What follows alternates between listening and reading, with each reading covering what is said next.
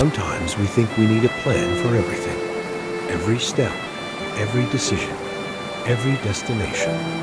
But today, I chose something different. No detailed plan, no expectations, just breathing and walking. And somewhere along the way, I realized something.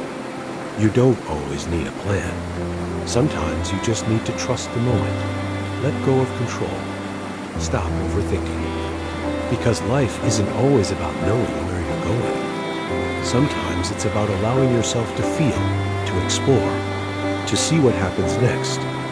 And maybe the best moments come when you stop planning